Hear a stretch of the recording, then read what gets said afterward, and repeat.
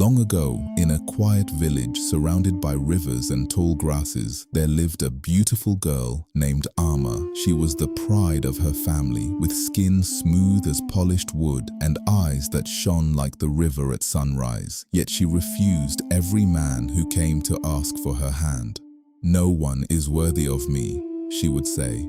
"I shall wait for the one who is beyond all others." Her parents warned her, but she ignored them. "I will choose for myself," she said, "and none shall sway me." One day, a stranger arrived. He was tall, with a voice that flowed like honey and eyes that seemed to hold secrets. "I have traveled far," he said, bowing low, "and I have chosen you."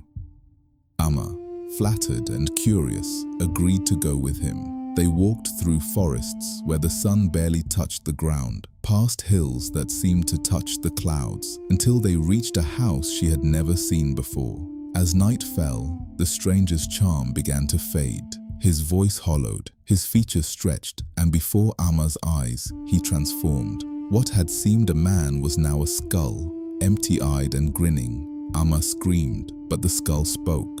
"You refused the living, and you followed the unknown without question." The forest seemed to close around her. Trees creaked like old bones, shadows twisted into shapes of spirits, and Amma realized she had been careless. She had trusted beauty and flattery, ignoring the warnings of her elders.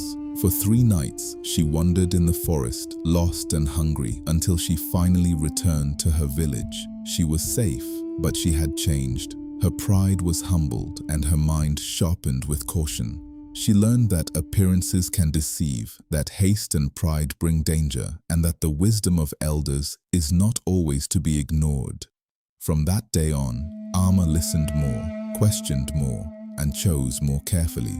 The story of her journey spread throughout the villages, a tale of beauty, deception, and the lessons that come only when one survives the darkness of the unknown.